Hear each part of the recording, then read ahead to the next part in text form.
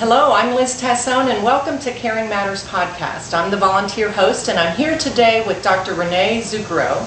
Dr. Renee is an associate professor at Xavier University here in Cincinnati, and she teaches psychology, but she has specialized in working with older adults and teaching about working with older adults in the psychology field.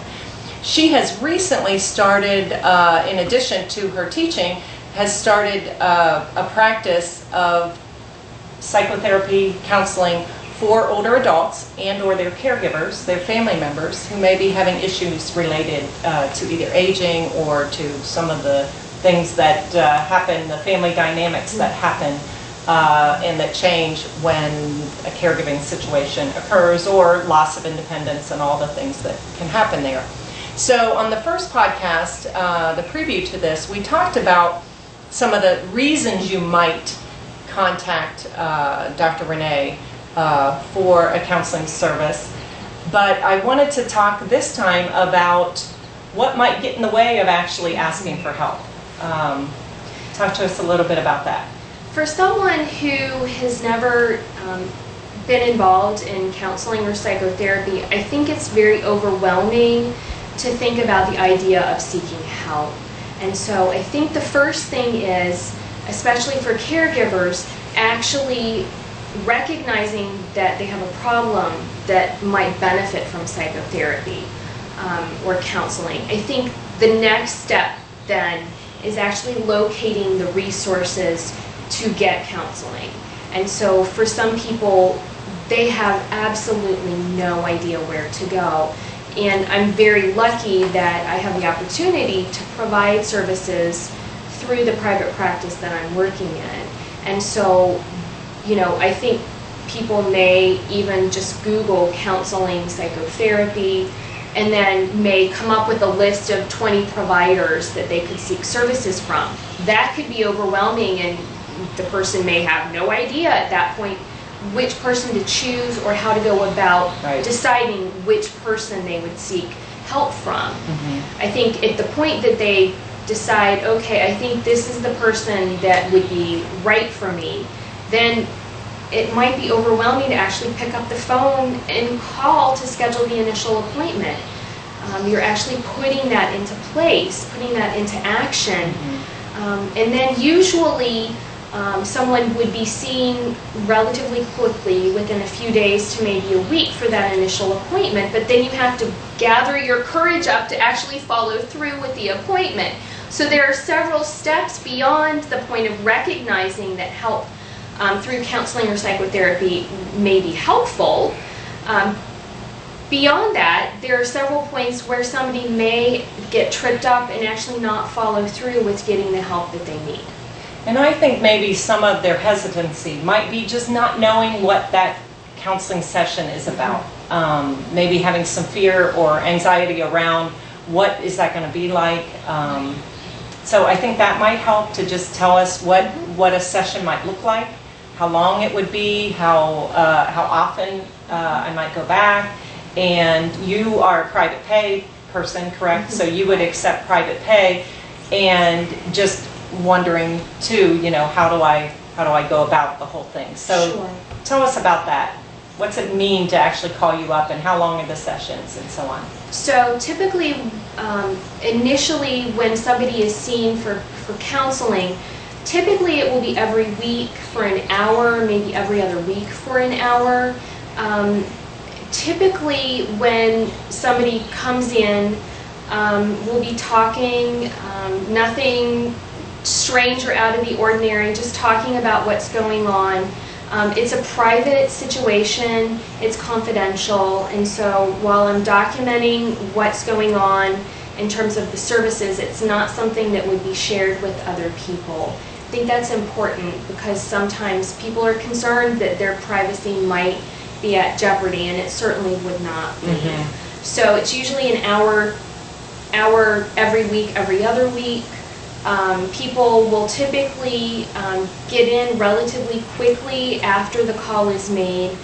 We recognize that that's important. If somebody's really been able to gather the courage to make the call, we want to get them in for a meeting as quickly as possible. Right. And so I think that's important. And so in sessions, we're going to talk about ways that you can change your thinking and ways that you can change your behavior to help reduce the problem that you're seeking help for. I think the other thing is with caregiving, there are a lot of other things that are out of people's control. And so the process of decline, either through dementia or through some kind of physical illness, that you as a caregiver have absolutely no control over, and really grieving the loss of a relationship and the change in family dynamics, all of those things are important to be addressed in counseling. And then when they come away from a session, it's very possible that you'll have very specific tools that you're going to have them work on, Yes. then come back. So there's kind of a sense of someone to be responsible to, and it gives Yes. them oh, I've got to go back. I remember my piano teacher, I thought, if it weren't for her having to go back next week, I'm not sure I would do all this Right. practicing. Exactly. But it kind of keeps you accountable. It So does. you become maybe really willing more, an incentive to work on something because I've got to come Right. back next week and report Yes. how is this going. And in the meantime, you've given me some things to try. Right. And so the words that I would actually use, I'm a teacher, and so I use the word homework with my clients. So they're actually doing homework for me and coming back, and I'm checking in with them to determine how well that assignment went and if it was helpful, so that we can do what we can to make therapy effective, as effective as possible for that particular person. The other word that I would use is tools. So in therapy, oftentimes the therapist and the client are working together to develop a toolkit so that the client can have skills to manage whatever presenting issues he or she is coming in with. Yeah. So they'll come away with actual things that are going to help them in their day-to-day life deal with the situation as it is. Exactly. That's the underlying idea, is to help them manage more effectively. So you're really their advocate Absolutely. in their role that they've taken on, or all the changes that they're seeing. Yes. Just kind of having a sounding board of someone to be able to say what's on your mind. Yes, absolutely. And I think it can be helpful over and above talking with a friend or a family member, because I don't have the same history as a therapist with you that friends and family have. And it's a different perspective. As a therapist, I really, it's helpful to me when somebody says, I never thought about it that way before, because that tells me that the person is thinking about things differently than he or she did prior to our work together. Very good. Very good. Well, Renee, why don't you give us some information about how people can find you on the internet, or phone number? So the phone number is area code 513-297-3455. The practice is Sparks Psychological Services. On the web, it is sparkspsychservices.com, or they could also Google Sparks Psychological Services and it should come up. Okay, very good.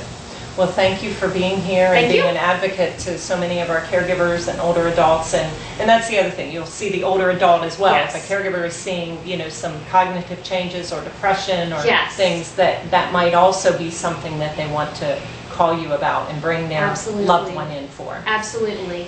Do you ever see both people, both the loved one and the older adult, in the same session together? Does that happen? It would really depend upon the nature of the problem. It could happen that way, where maybe there's something going on in their relationship that needs to be addressed. Okay. So that is entirely possible. The other possibility would be the entire family. Wow, So okay. if there are intergenerational issues that need to be addressed between maybe a caregiver and a spouse and their grown children, certainly that's something that we might address as well. Okay, very good, very good. Well, thank you for being Thank here. you. And thank you for this service.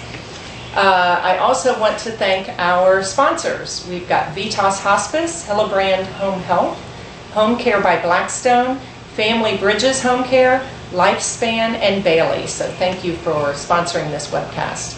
I'm Liz Tassone. Thank you for listening, and always remember that caring matters.